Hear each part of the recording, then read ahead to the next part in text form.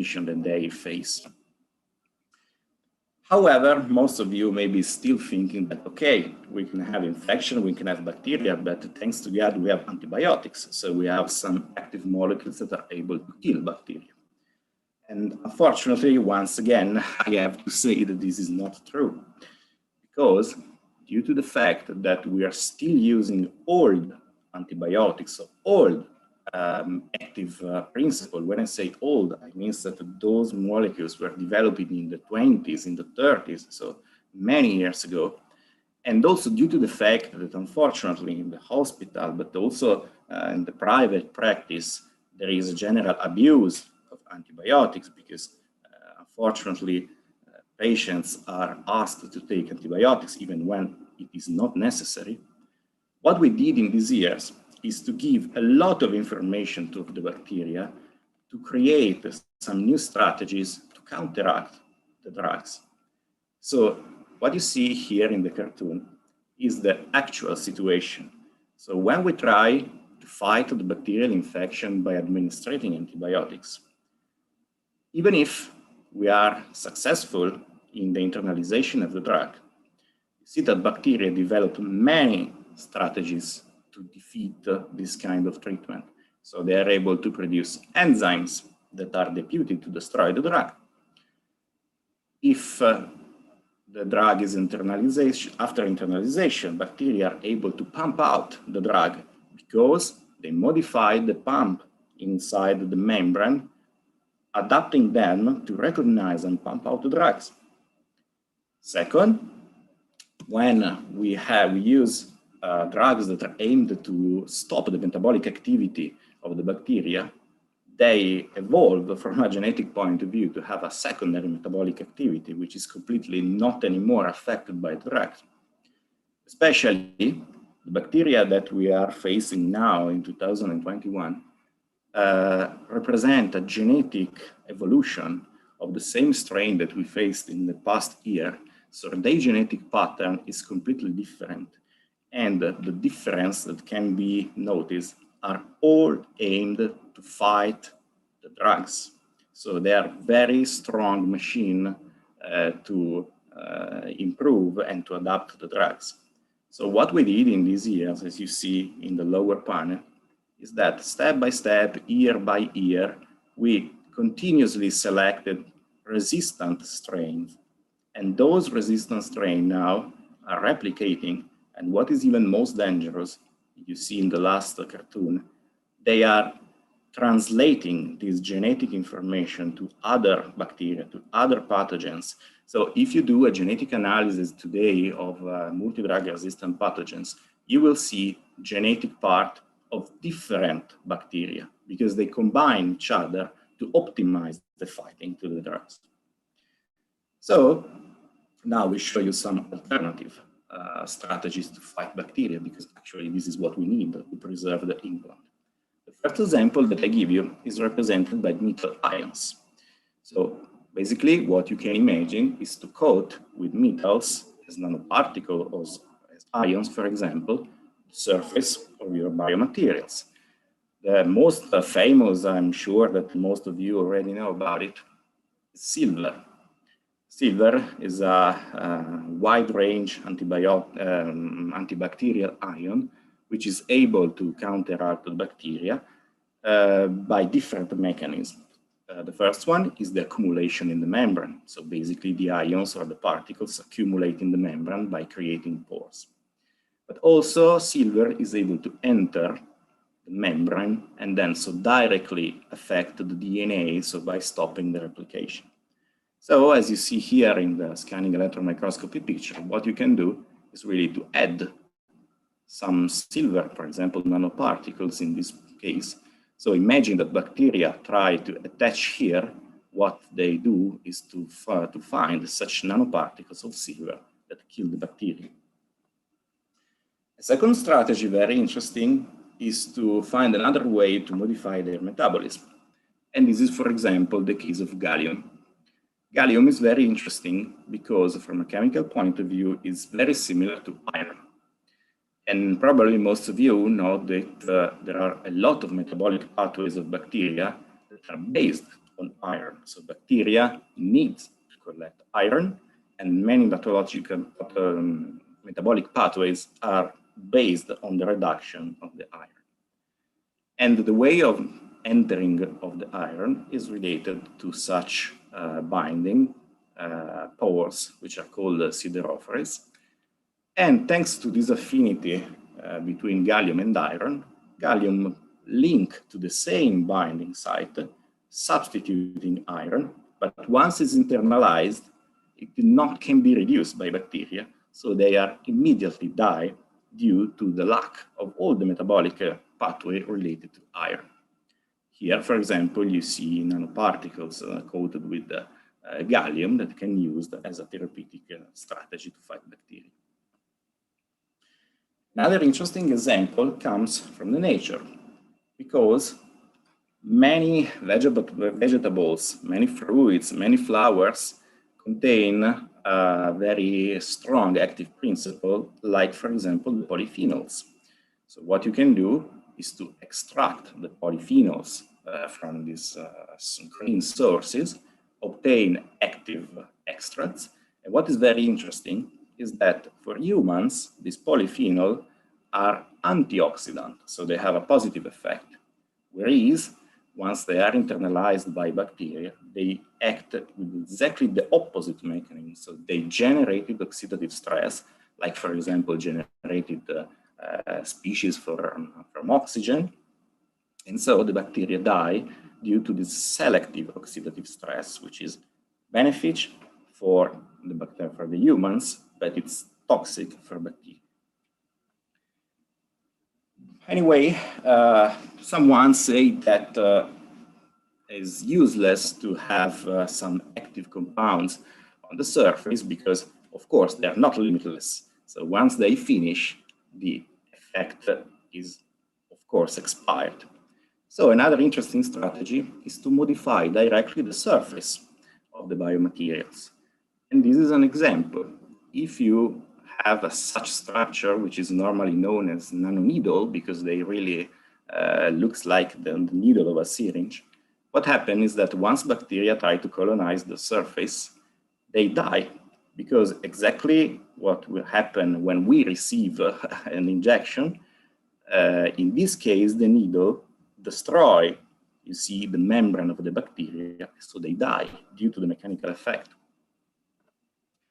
Another interesting example is related to antimicrobial peptides. These are molecules naturally released from both or bacteria or cells, and are normally deputed or to kill directly microbes by direct contact with the membrane, or to activate the host immunity to have an pro-inflammatory reaction.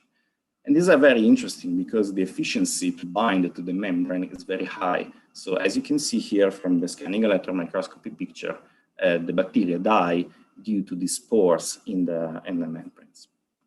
The last example that I give you is that if you remember the procedure, how the bacteria colonize the surface, at the beginning, basically, we have the adhesion. So someone, instead of trying to kill the bacteria after the adhesion, developed some very active surface that are able to inhibit the starting adhesion. So we try to avoid the presence of bacteria, so we skip all of the second process. Of course, these are only a few examples of all the strategies that can be found in literature for the antibacterial treatment. But the most important thing that I want to show you today is that we have really to keep in mind that antibacterial strategy development is very important, because in this slide, you see how the NIH foresee for 2050 that bacteria will be the first cause of death for humans. So it will be higher than cancer. So if you see by the title, if we do not act now, we will be in big problems. Thank you very much for the attention, and if you have any question, I'm happy to reply. Thanks. Thank you very much for another very interesting talk. And the portfolio you have as an antimicrobial strategies is definitely very interesting, and I'm sure that many of us would like to hear even more about the nanoneedle and the technologies you have. Unfortunately, these are short talks. I think sweet and short definitely keep us hooked. And we have to catch up and know more about this. Definitely. I can remind the students, if they have any questions through the Facebook and the YouTube channels, please type them. We will be checking. I know also there was a problem with the recording and the broadcasting, so apologies if you missed the first part of Dr. Koki's talk. But I'm sure, again, if you have any questions, he will be very happy if you keep in touch. It seems like there are no questions on YouTube, and just say about. So in terms of, if I can get started just quickly, I know I want to know so much, but I will just make one question. I just ask one question. For your antimicrobial peptides, are there any specific bacteria targeted, or this is a one fixed approach that any bacteria will be affected by these antimicrobial peptides? Yes, basically there are a wide range of activity. And the reason why is that, as I mentioned, these are not synthetic molecules. These are produced directly or by cells or by commensal bacteria. So those ones are not within the pathogen field, the pathogen group. So they have not a specific target, but they just try to fight any kind of pathogens that they find around. Thank you. We have a question in Facebook from Rosales. How the nanosurface is produced? Oh, it depends, because it depends by the material, but there are many strategies. What is very fun now, cool now, for example, is 3D printing. Or you can use nanolithography, for example, or you can even just use some mesh, because there are techniques like laser, electron beam welding, and so on that are able just to follow a scheme that you design on your laptop, and then you can produce the materials. Also, the shape is up to you. Basically, I showed the example of nanoneedle, but there are many other examples that are able to counteract. Thank you very much. I believe there are no more questions for today, but thank you for a very interesting talk again. Thank you very much. And we will continue with our last scientific talk today, which is Hydrogel Characteristics and Biomedical Applications by Dr. Flavia Carton. Dr. Carton graduated in Science and Technology of Bio and Nanomaterials in October 2015 at the University of Venice in Italy. In 2019, she received her PhD in nanoscience and advanced technologies from the University of Verona as a joint supervision program with the University of Lyon in France. During her doctoral formation, she worked on a multidisciplinary project concerning the development of drug delivery systems able to restore the normal physiological function of skeletal muscle in specific neuromuscular diseases, such as the myotonic dystrophies. In October 2020, she joined UPO as a research assistant professor at the School of Medicine in the Department of Health Sciences, doing human anatomy. Currently, her main field of interest concerns the development of biological matrices derived from decellularized extracellular matrix for skeletal muscle repair and regeneration. That sounds very interesting. Looking forward to the talk. Thank you very much.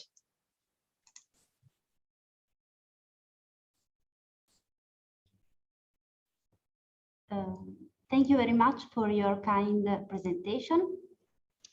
In this talk, we will focus on a specific kind of biomaterials that are hydrogels, and we will speak about their characteristic and their biomedical application. In detail, we will start giving a definition of hydrogels. After that, we will see how they are commonly classified according to the material used and also according to the method used. After, we will see the main properties that make them a very promising materials for biomedical application. And at the end of this talk, we will speak about some biomedical application, such as wound healing, drug delivery, and tissue engineering. As I mentioned before, Hydrogels are a specific kind of biomaterials. Here we have a definition of biomaterials that are described as any materials or combination of materials that can be used and has been engineered in order to interact with the biological body for medical purpose. And so they can offer a solution as a scaffold, as a cell culture system, as drug delivery system, or as biological material for tissue engineering. Among different biomaterials, we have hydrogels. Hydrogels are a hydrophilic three-dimensional network able to absorb and retain large amount of water or biological fluid, mimicking in this way the biological tissue.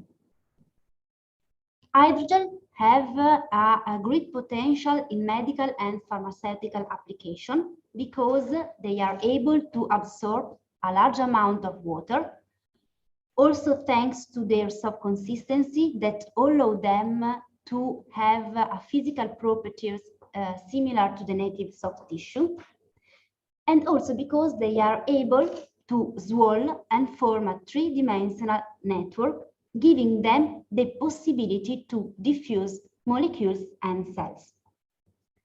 Moreover, compared to the other biomaterials, hydrogels are biocompatible, are biodegradable, they can offer a specific mechanical strain, and also they are a versatile materials. There are many kinds of hydrogels that can be classified according to the material used to synthesize them, giving synthetic, natural, and hybrid hydrogels, or basing also on the type of cross-linking using to synthesize them, that can be physical or chemical.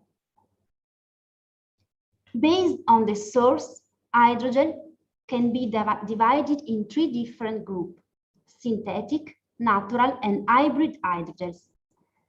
Synthetic hydrogels are chemically and mechanically stronger in nature compared to the natural polymer. These improved mechanical properties provide an excellent durability. However, they may have a cytotoxic effect, and sometimes they require addition of binding site to allow cells to adhere. On the other hand, hydrogels made of natural polymer are biocompatible, biodegradable, they have a low toxicity, and they are similar to the components that are present in the extracellular matrix in vivo. However, natural hydrogels have a poor mechanical properties, and they are not easily controllable to do the batch-to-batch variable. The combination of synthetic and natural hydrogels allow to obtain hybrid hydrogels that present advantages of both synthetic and natural polymer, and so on both the mechanical and the biological activity. Natural hydrogels are classified in three main groups: protein-based, polysaccharide-based, and those derived from the cellular tissue. Most of all these materials are proteins and extracellular matrix components, and for this reason, natural hydrogels are bioactive and are biocompatible.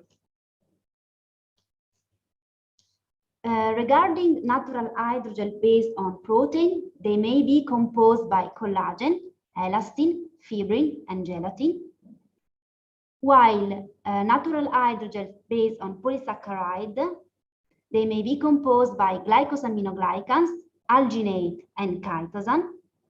And finally, natural hydrogel derived from the cellular tissue are a very promising option because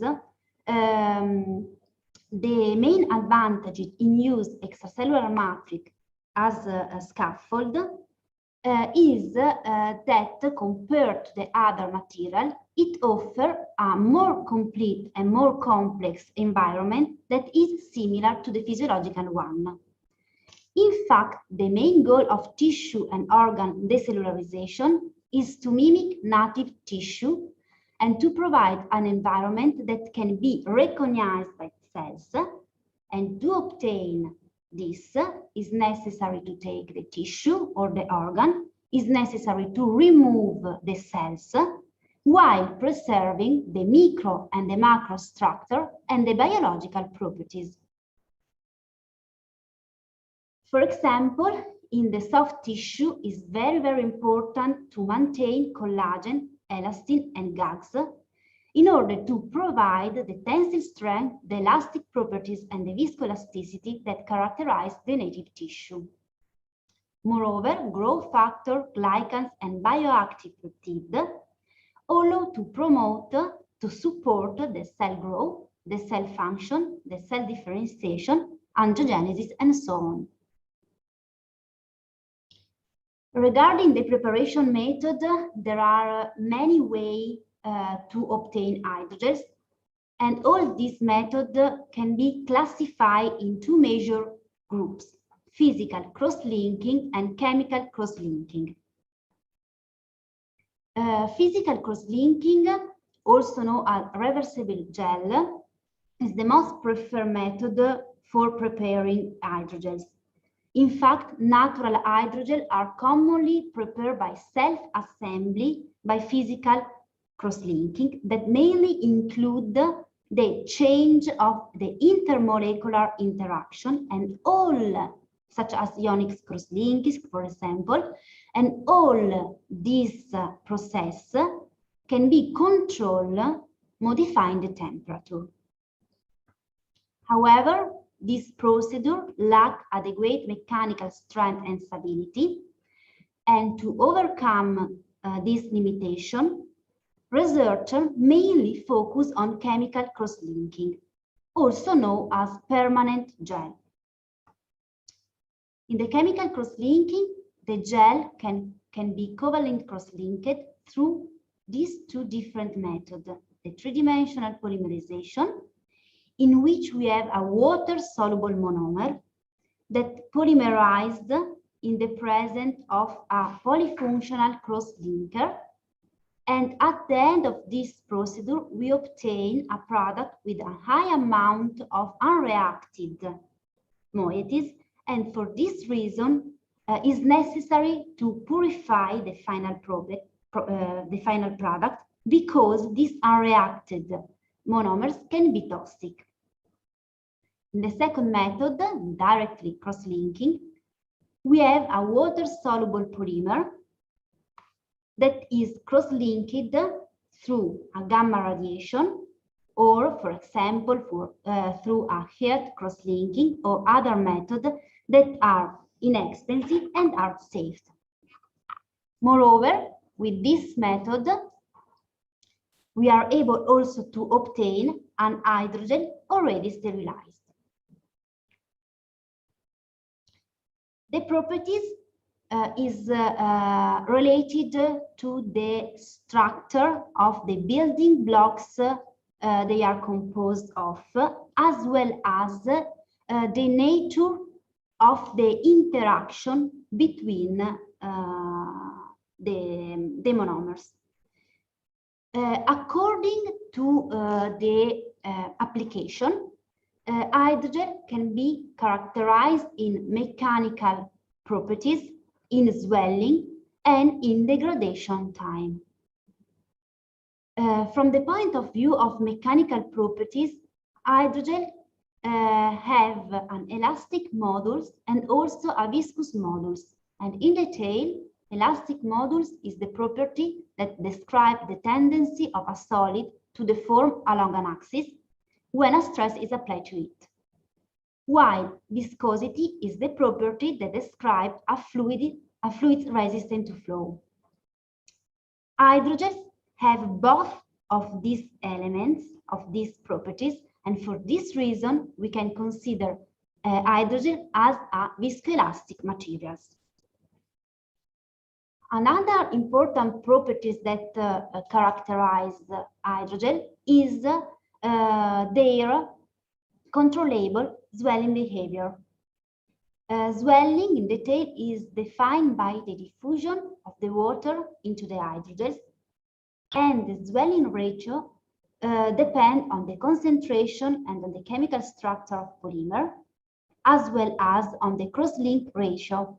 It means is the ratio between the cross-linking agent and the polymer. In fact, if we have a high cross-linking ratio, more cross-linking agent will be encapsulated into the hydrogels, and we will obtain a tighter hydrogels that swell less compared to the same hydrogels with low cross-linking ratio.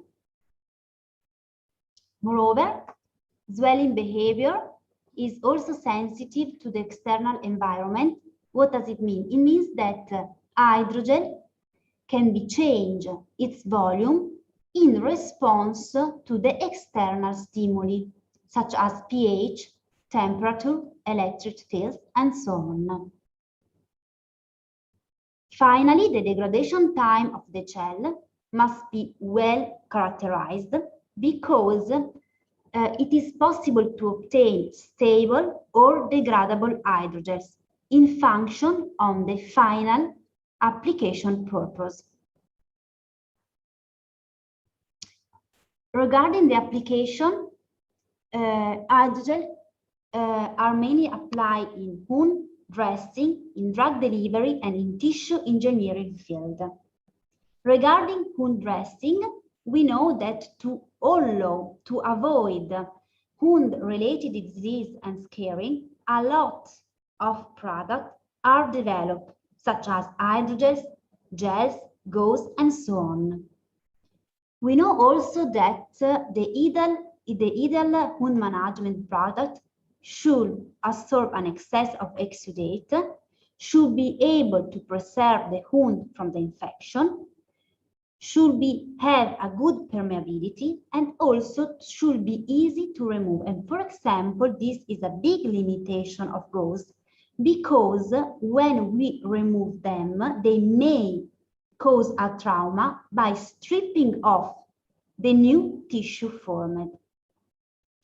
So along the different wound dressing application, hydrogels represent promising materials, because they are able to absorb exudate, to fill irregular defect, and so on. Here, for example, we have a composed hydrogel made of alginate and hyaluronic acid, developed for wound healing purpose. And in the second images, we have an injectable hydrogel with angiogenic and also antibacterial properties, developed for treatment diabetic skin wound disease. Different hydrogels are commercially available on the market in different forms, for example, as a sheet or in amorphous state, or also inside a gauze, and so on. Another possibility is to use hydrogel as drug delivery system, thanks to their physicochemical properties. In fact, they are able they have a high porosity, they have a high water loading capacity, sustained release, even if there are some disadvantages. For example, the disadvantage could be related to their low tensile strength and also to their difficulty in loading hydrophobic drug. So it is possible to load the drug inside the hydrogels, and after the drug can be released through different methods. For example, diffusion control release can be classified as a reservoir delivery system or as matrix delivery system. In this one, the drug is encapsulated, we have a core containing the drug that is surrounded by a hydrogel membrane. In the second one, the drug is dispersed or is dissolved inside the hydrogel. and both of them allow the release of the drug by diffusion through the three-dimensional network. In the swelling control release, the drug is also dispersed into the hydrogels, and when the hydrogels is entering contact with a physiological fluid, it starts to swell, its polymer chains start to be unfolded, and allowing in this way the diffusion of the drug from the swollen region. Finally, as I mentioned before, it's possible to design hydrogels with a specific mechanical properties that can be changed, okay, in response to the external stimuli. So it is possible to use hydrogels as buccal, oral, vaginal, transdermal, and ocular delivery. And even if there are many academic papers and patents related to the use of hydrogel as drug delivery system, only few products are available in the market. These, for example, are two hydrogels that are used for vaginal disease, or, for example, these are subcutaneous hydrogels that can be loaded with a drug for to treat the puberty. Tissue engineering application is a more recent application of hydrogel, and an hydrogel for tissue engineering application should have a structure that should be able to transport nutrients, should be able to encourage the cell growth, the cell differentiation, and so on. There are many products available on the market, but they are only for research purpose. For example, most of you know Matrigel, that is a commercial product that aim the native extracellular matrix, and it is used for two-dimensional and three-dimensional cell culture experiment. Up to date, only one product are under clinical trial. That is Gelring, that is a hydrogel that has been tested for cartilage knee regeneration. So, in conclusion, it's clear that the unique properties of hydrogels make them a very promising materials for biomedical application. However, it is also clear that there is a long way to go in research, mainly in drug delivery and tissue application, because in these two fields, many papers and many academic, many patents, and many academic papers have been published, but only few applications result on the commercial product. And this limited commercialization is probably due to the high production cost.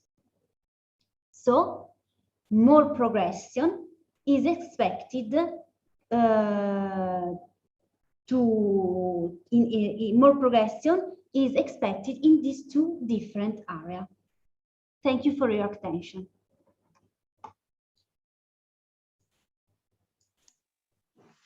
Thank you very much for a very comprehensive talk on hydrogels for these applications.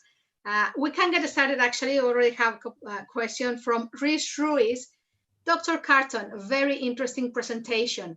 I would like to ask you, what are the techniques that you have used to measure the dissolution control of hydrogels? Thank you.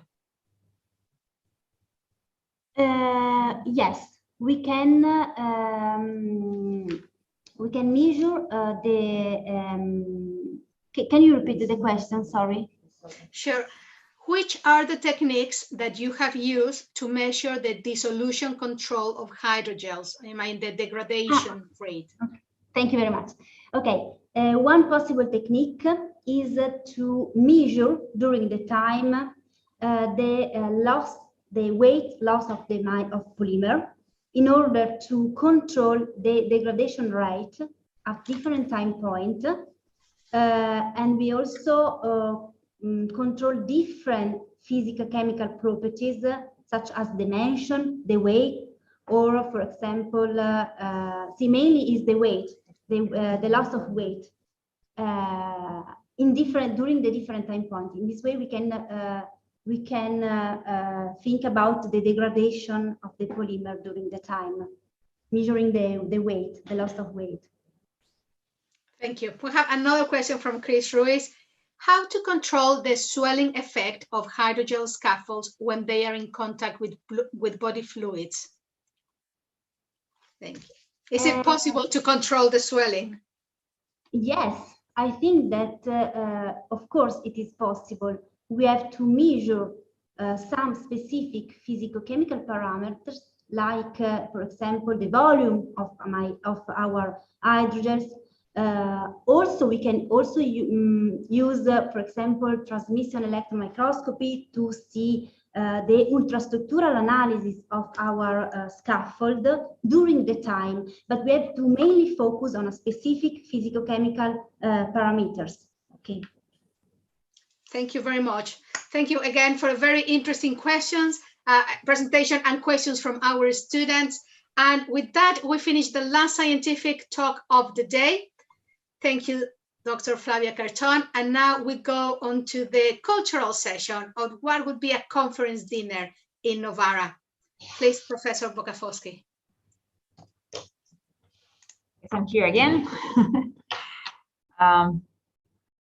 Okay, give me just 1 second to share the correct presentation.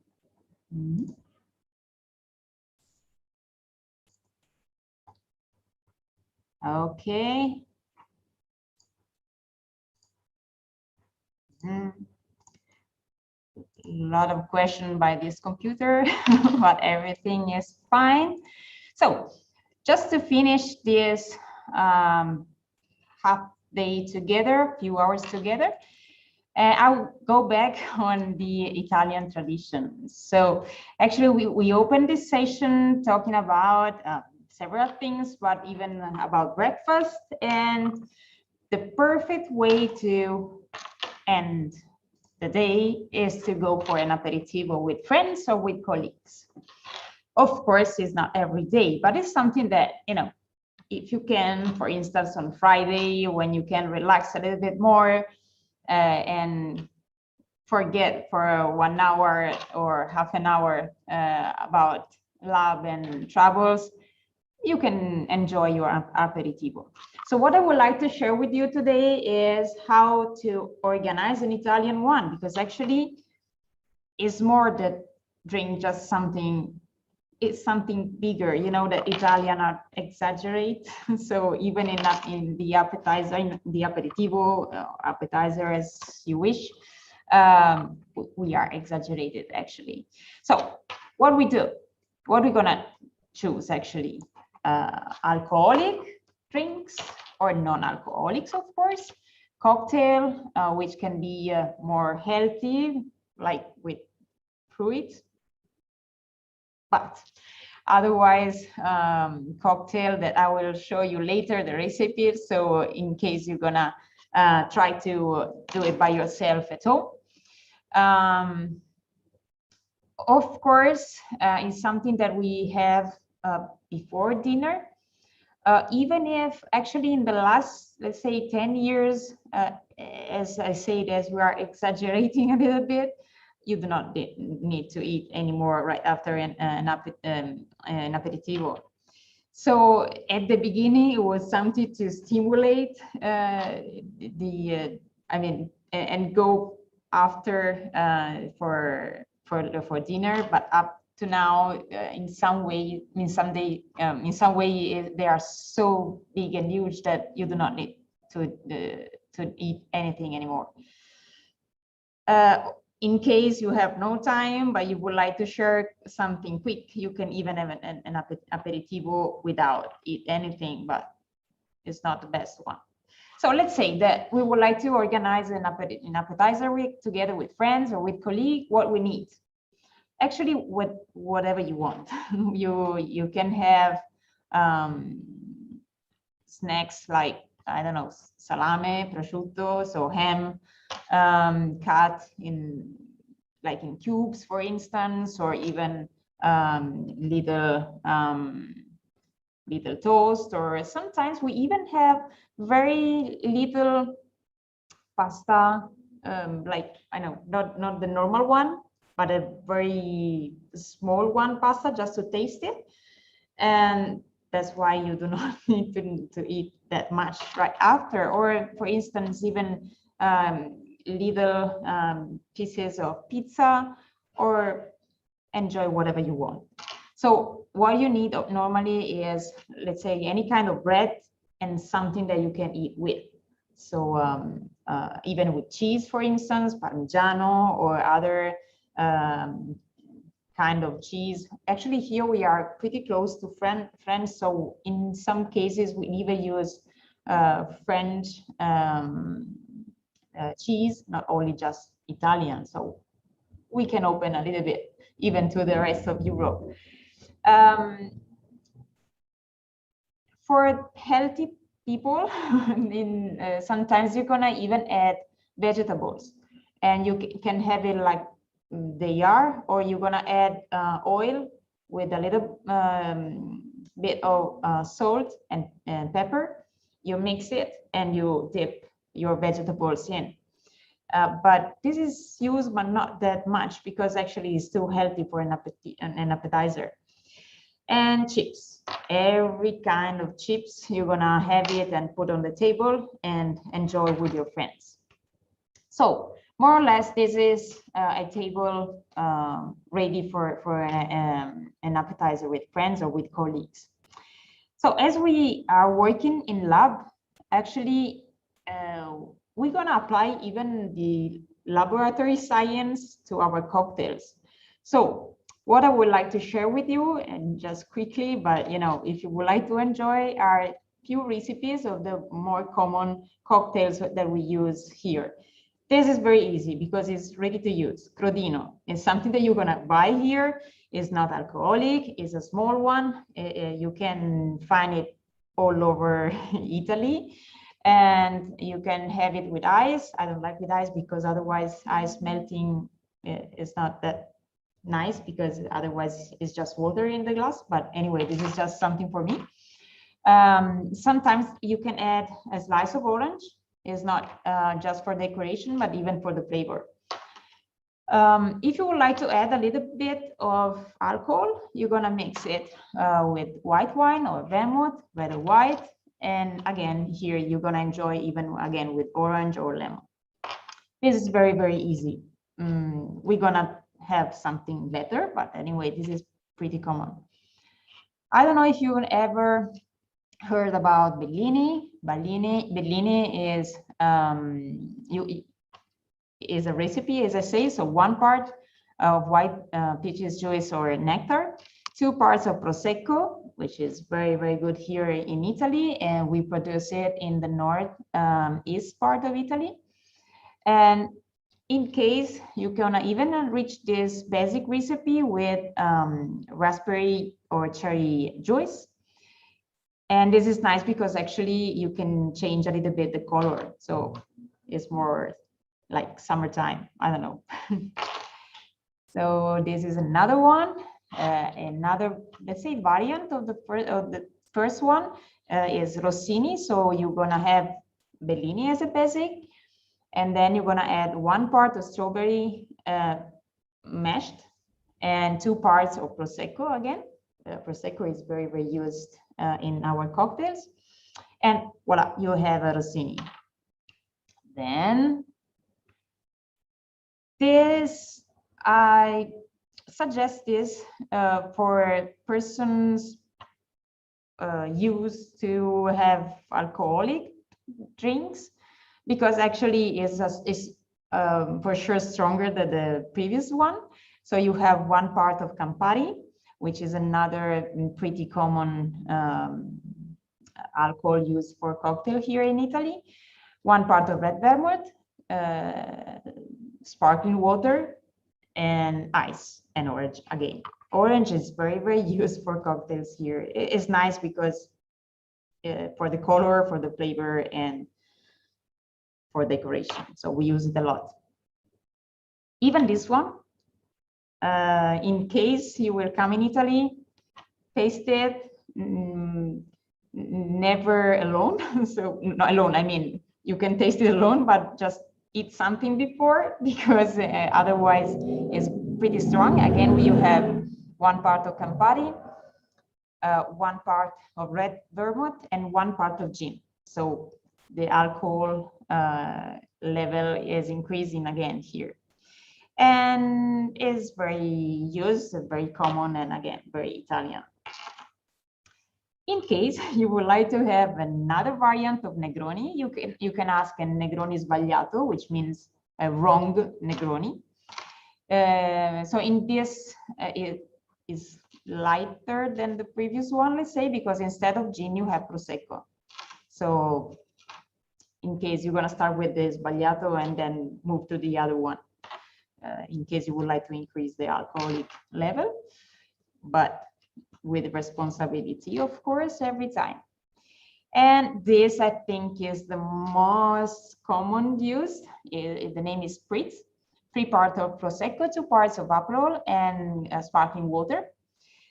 And do you remember what I said at the beginning of this session today, that we have a lot of differences here in Italy, even moving just from east to west? Okay, so this recipe of Spritz is what we use in the north west.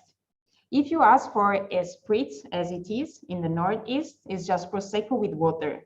So not good for us in the north west. So in case when I move to the northeast, I ask for an Aperol Spritz. Otherwise, I have just Prosecco with water. That no, I don't like it that much. And so finally, in case you would like to have something really simple, of course, wine. Normally we have, for instance, in this season, which is pretty hot in Italy, we look for fresh wine. So Prosecco, Cartizze is another sparkling white wine. Again, from the north east of Italy. And no matter which other glass of wine will be absolutely okay for enjoy your appetizer. Sometimes we use, because of the weather, we use fresh, so white wine in summertime, and maybe a glass of red wine in winter, because red wine is awful to be to drink if it's refrigerated. So don't do it, please. In case you would like to have, I mean, if you would like to follow the Italian style, let's say. And beer, yes, we have even beer. We have not a very long tradition in beer production, but actually we do have it. Even here in Piemonte, we have 2 or 3 nice producers. So of course, we even have beer as all over the world. So yes, we can enjoy even this one together with friends. So now it's just to say to you goodbye and see you tomorrow. So have your aperitivo. First, relax, share. So stay with friends, family, or colleagues, and enjoy your time.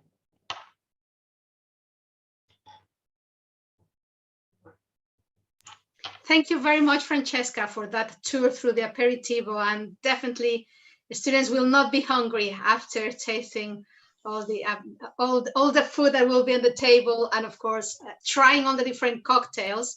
I have to make a list of which cocktails to try next time. Definitely, I'll have a list. Now, just to conclude the day, as you know, we have a feedback session, so please stay with us 5 more minutes. It's getting quicker and quicker because you know how this works. And again, I'm going to ask you to go into Bbox app, as you've been doing for the last 2 days. Please go into Bbox app, and you know the 9 numbers that you have to include 178384041.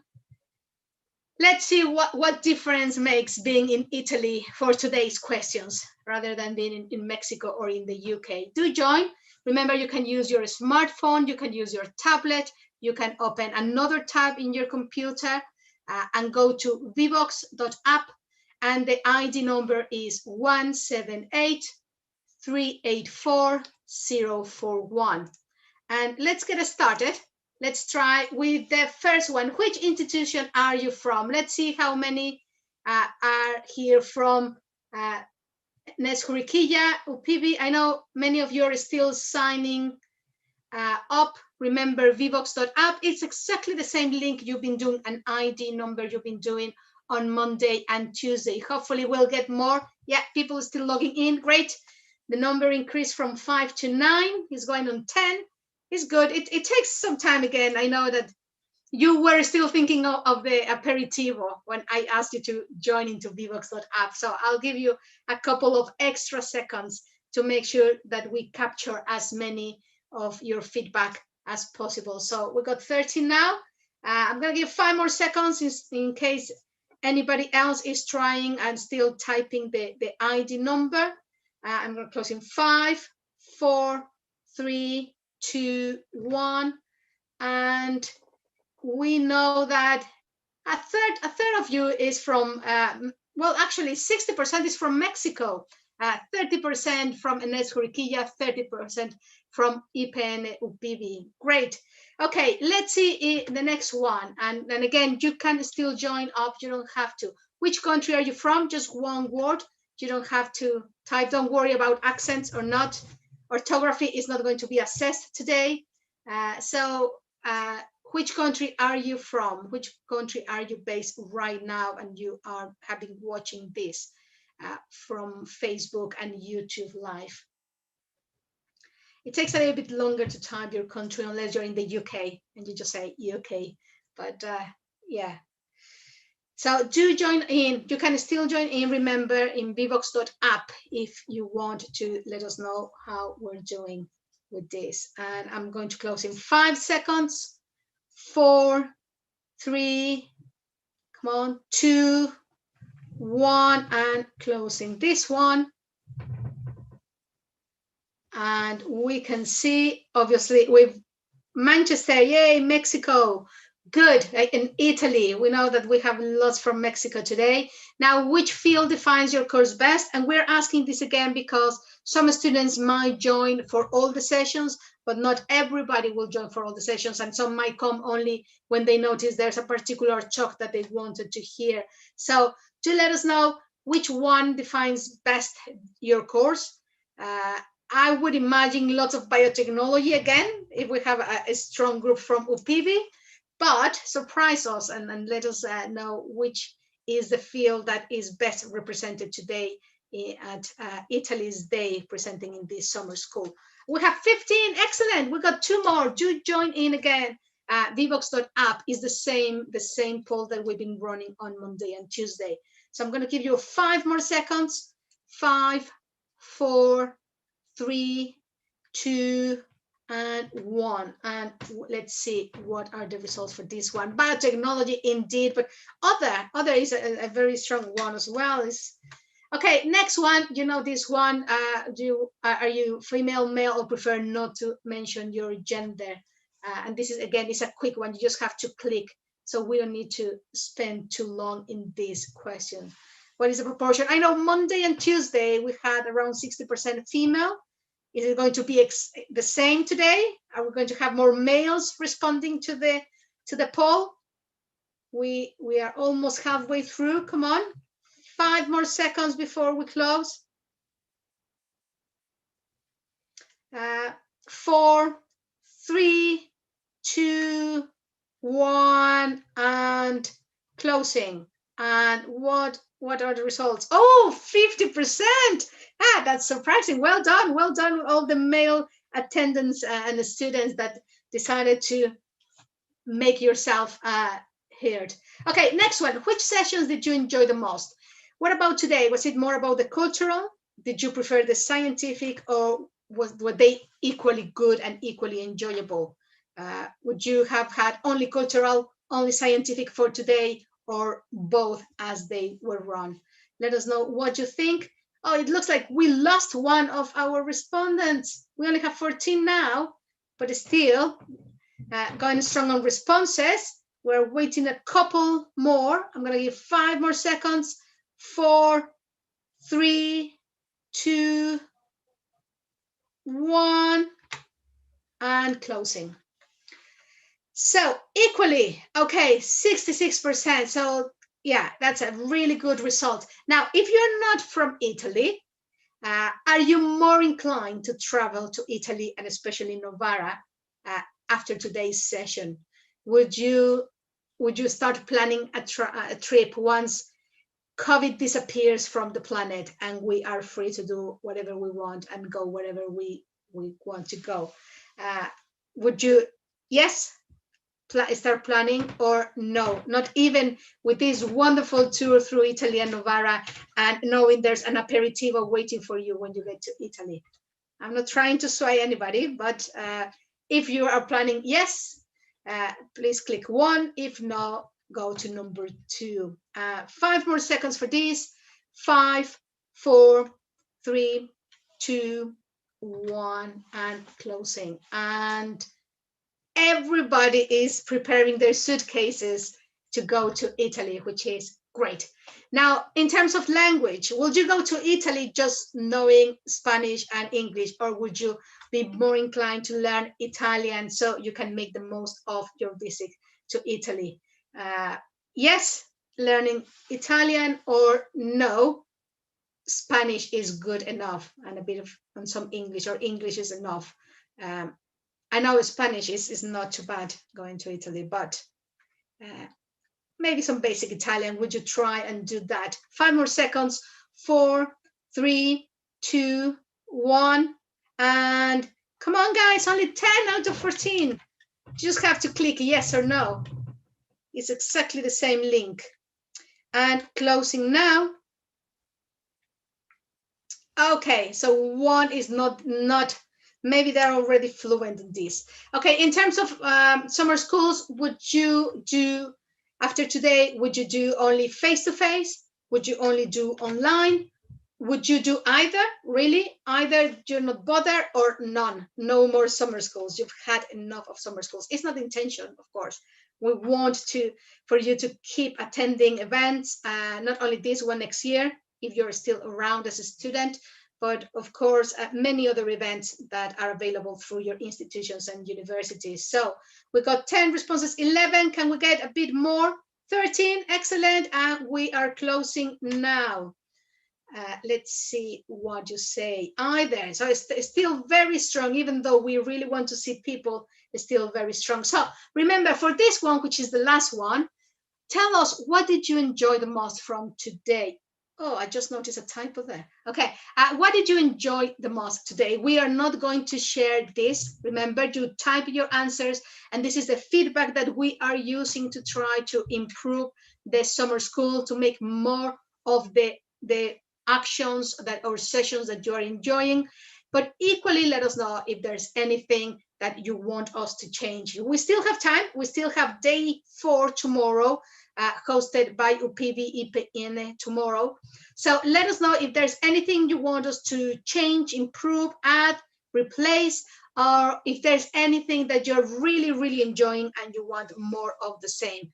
If you want maybe a day 5 and number 5 on Friday, also I think Friday, especially for the ones joining us in the afternoon, it's a bit difficult, but I'm imagining we are having more British students today after yesterday's match, and everybody, most of our students being one of the 20 million British watching the football last night. So what can we do for this summer school? And just while you finish, because I know you are typing, we are getting some questions from our Facebook and YouTube channels with regards to the certificate. Are students going to get a certificate? Yes, Mexican and Italian students are going to get a certificate. Please contact your host institution or your main organizer to check But if you have registered, then you should be getting one. For Manchester Metropolitan students, you have registered and you will be getting RISE points recognition. And some good news, we have an MCQ for you as well. So at the end of the summer school, we are going to be running an MCQ for some students that want to take. If you take for Manchester Metropolitan students, you will be getting as well additional RISE points. Of course, if you pass it, which I think you will, because these will be questions about the talks that we've been having. Okay, so we're going to close now. All the data is captured. We're going to have a good look and see what we can do for tomorrow. And all that is left now is to thank you for sticking with us for these couple of hours. Thank you very much. We all hope you enjoyed the Italian Day hosted by UPO, and we are looking forward to see you tomorrow for the last day of this summer school. Thank you very much. Have a great rest of the day. See you tomorrow. Bye-bye.